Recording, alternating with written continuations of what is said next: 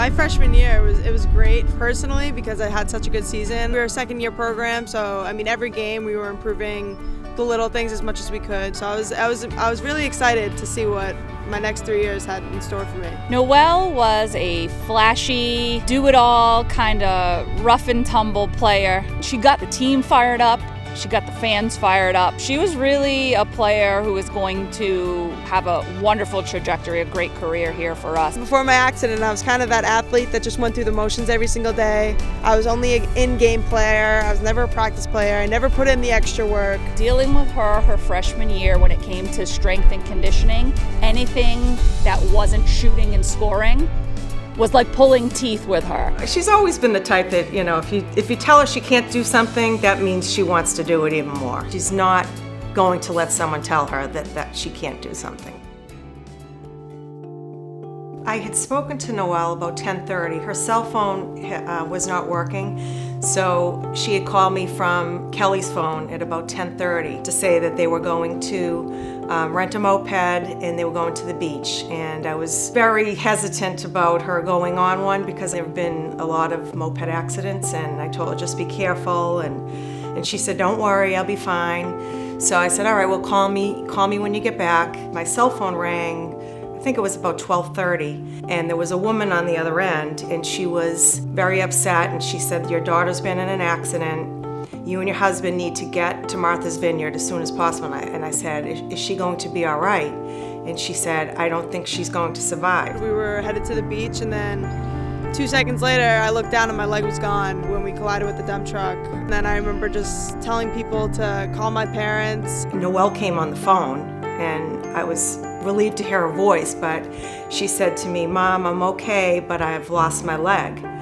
And I just kept telling my husband, what am I going to do if she doesn't survive? And there was points where I was like, okay, why am I still awake? Like, why am I not passed out yet? I'm kind of thankful I was awake for everything, because when I woke up in the hospital the next day, I didn't have to be told that my leg was gone. I already knew. I was just so relieved that she was going to live. I wasn't even thinking about the fact that she had lost her leg. I didn't even think about lacrosse. And I just remember thinking immediately, like, what was my life going to be like now? I mean, lacrosse was one of the main reasons why I was going to college, and it was the main reason why I was so happy with being a competitor. There was never a long period of time where I wasn't being active in some sort of way. So immediately when I looked down and saw my leg was gone, I thought that my life was going to be over. I didn't really know how to react.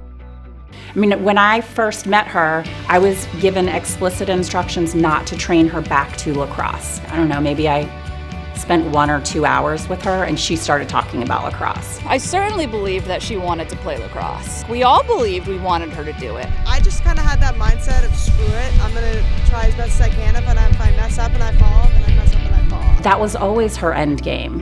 It was always where she was headed. In 2016, put up 21 points, was America East All-Rookie. She has been fitted with a prosthetic. It has been cleared by the NCAA, and for the first time since that accident, Noelle Lambert is in the game. It couldn't have happened any better. I couldn't have scripted it any better. We had a storybook moment for her story with her Hartford return. Hearing her say, Noelle, go in, it reassures me that she has confidence for me to go in the game and perform well. From the beginning, I didn't want to return to the field just because it was my senior game, it's my last game. I wanted to return to the field when my coaches thought I was comfortable enough to be able to perform well with my teammates. She thought that I was going to be able to play against a Division I college lacrosse team, so that gave me confidence. And make it 11, it's Lambert. Her first goal of the year. And they're going to empty the bench for that one. Well deserved.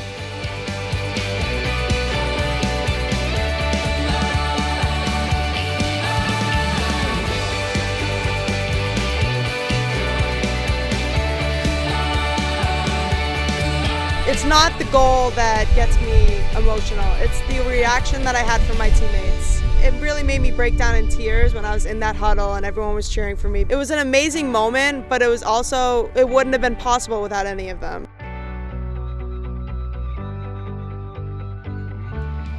From the get-go, she just embraced the new her. I just kind of thought to myself, like, this is going to be my new life. I'm going to run with it as much as I can. We all perceive it as an obstacle, but I don't think that it was. It was just her new path. accept it, right? Figure out what to do with it and move on, and that's what she did. She overcame it. She overcame it. I would ask her when she was training to play again, what her role was going to be. And she said, well, Mom, I'm not going to be the same player I was. My mom in particular, she was basically my therapist throughout this entire process.